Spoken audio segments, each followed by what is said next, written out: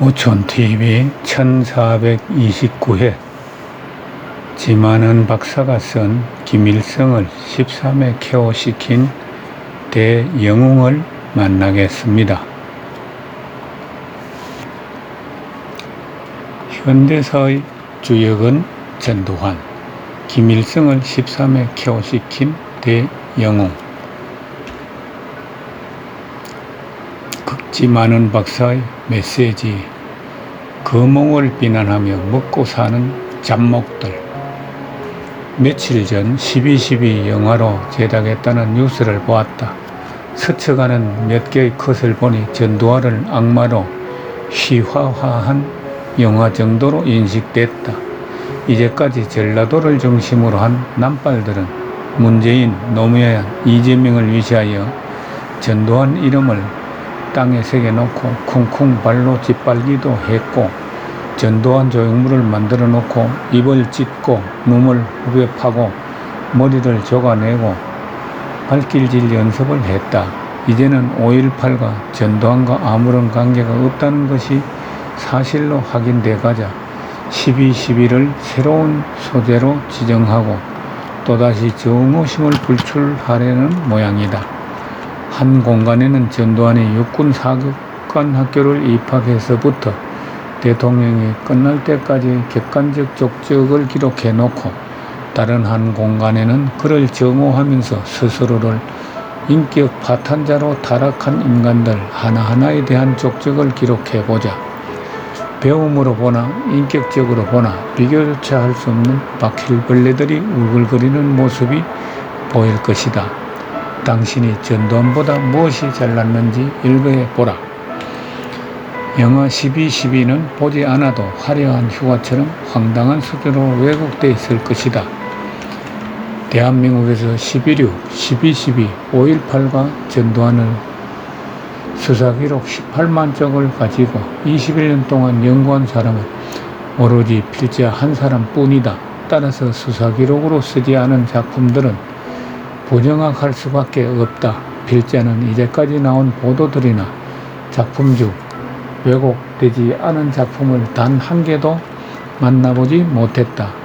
역사 사건만 왜곡된 것이 아니라 역사 인물인 전두환도 황당한 수준으로 왜곡됐다.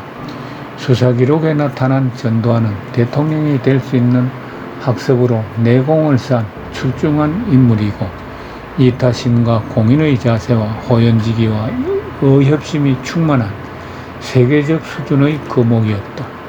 이승만, 박정희, 전두환은 이 나라 국제 수준에는 국민 수준에는 너무나 가분한 거목들이었다.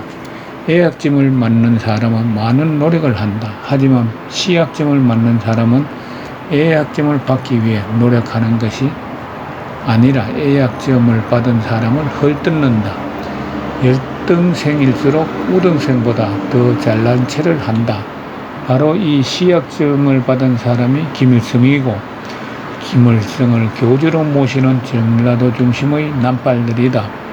김일성, 전두환과의 13라운드 결전에서 13회 모두 KO패당했다. 제1라운드 11.6 1979년 10월 26일 김정은은 김일성의 평생 소원이 박정희 제국의 꿈을 실현시켜 주었다.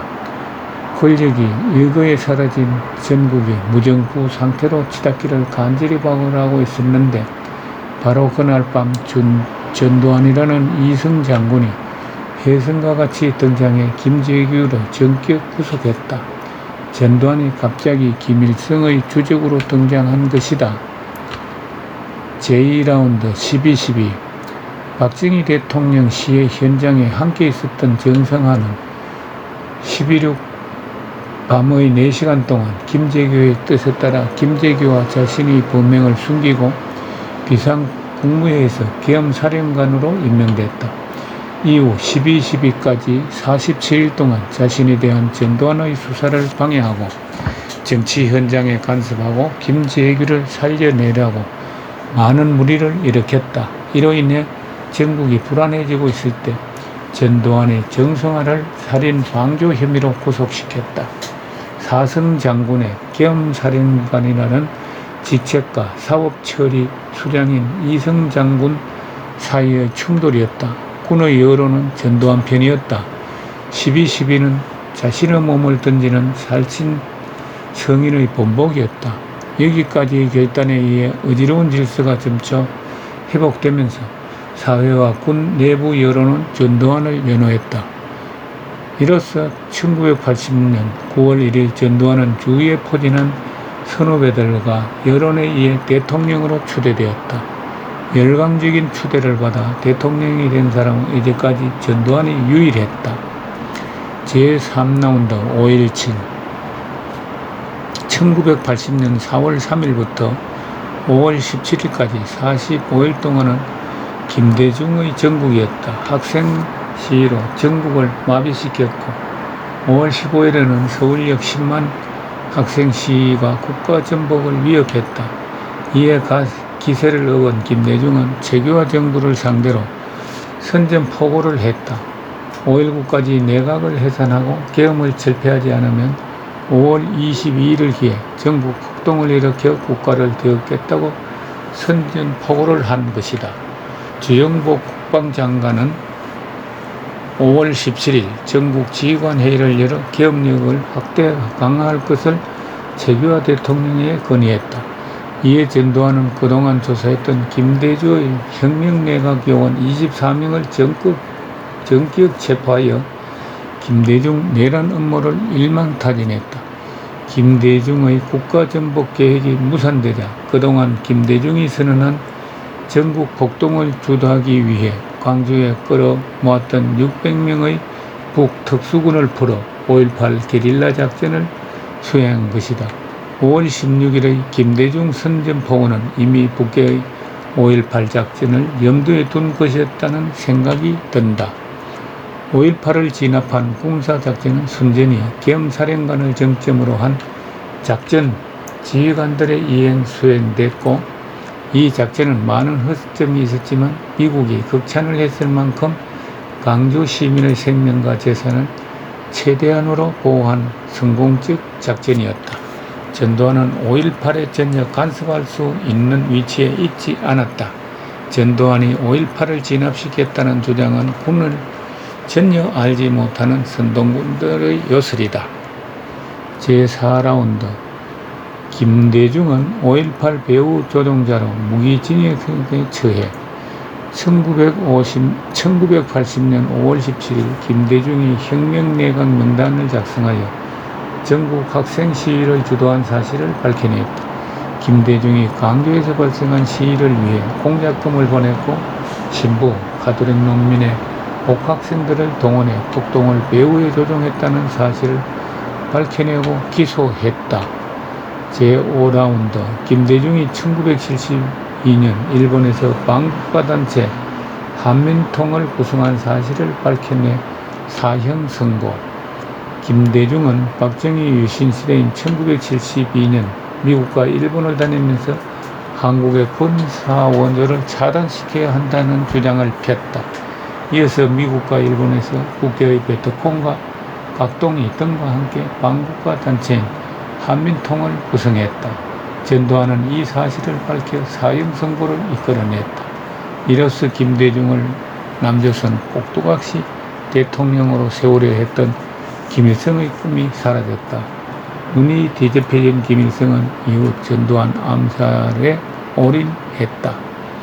제6라운드 1981년 7월 필리핀 암살계에 필리핀에서 마르코 대통령과 정상회담 과정에서 전두환을 살해하려 했던 캐나다 건주 간첩 최홍희 부자가 캐나다 경찰에 의해 극적으로 체포되었다.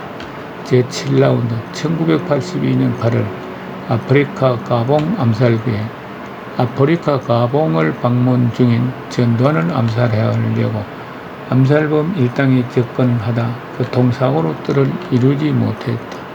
제8라운드 1983년 10월 아웅산 테러 대규모 강요 집단만 살해하는 데 그쳤고 전 대통령은 무사했다. 제9라운드 1984년 8월 김일성의 폭우 피해 지원 제안을 꺾여 수락했다. 경기도 지역에 물피해를 많이 보자 김일성은 의뢰 거절하겠거니 하고 호기 있게 쌀 5만 톤, 시멘트 10만 톤, 의약품, 옷감 등을 보내겠다고 제의하자 이에 전두환이 어포를 찔러 고맙다, 받겠다고 수락했다. 보내온 쌀은 거의 다 썩었고 다른 물자들은 거의 쓸모가 없었지만 북한의 출혈은 대단했다. 김일성의 약이 극도로 올랐다.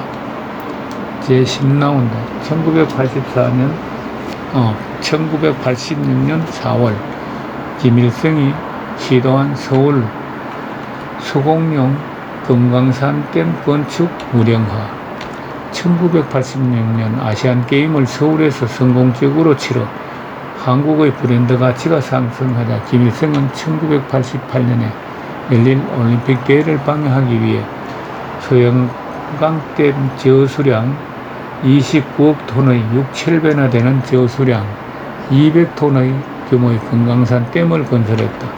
전두환은 이를 무력화시키기 위해 평화의 댐을 건설하여 어표를 찔렀다.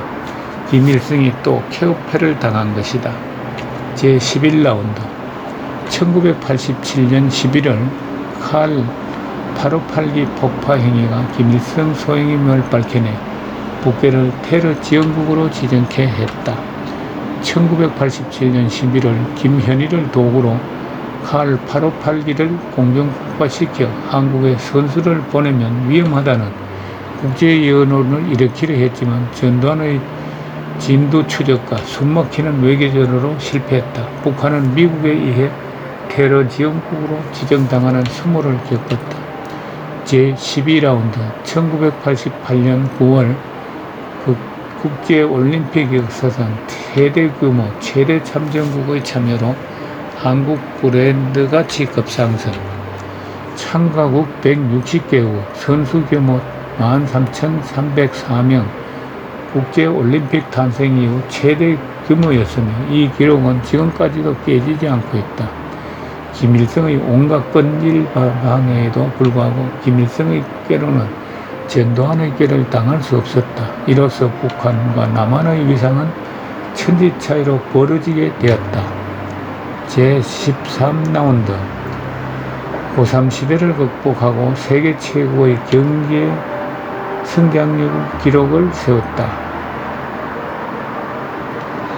박정희 대통령 말기 과도한 중화공업의 중복투자 등으로 고물가, 고환율, 고유가라는 삼고 시대에 전두환은 보안사령관 시절에 학습을 한 실력으로 고물가 46%를 3년 만에 2.3%로 낮췄다. 세계가 마이너스 성장을 하면서 아웃은 칠 때 평균 13%의 경제 성장을 기록했다.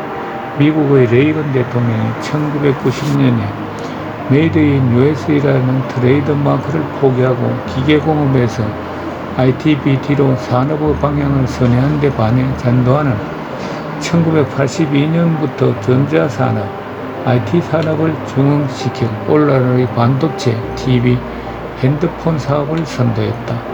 엘리트 참모, 엘리트 장관을 뽑고 기업계, 영국의 두뇌들을 네트워크로 엮어 사상 전무후무한 엘리트 경영을 주도했다. 이로 인해 북과 남의 경제 격차는 40배, 50배로 벌어지게 되었다. 북한은 깡패 국가, 거지 국가로 추락했고 한국은 세계 경제 10대 강국이 되었다. 남북 간의 경제 격차를 천문학적인 단위로 벌린 대통령이 바로 전두환이었다. 이러하니 김일성이 어찌 전두환에 대해 한을 품지 않겠는가. 13전 13 케어패 당하는 모습을 지켜본 남한 빨갱이들, 김일성을 신으로 모시는 주사파들이 어찌 전두환에 대해 한을 품지 않겠는가.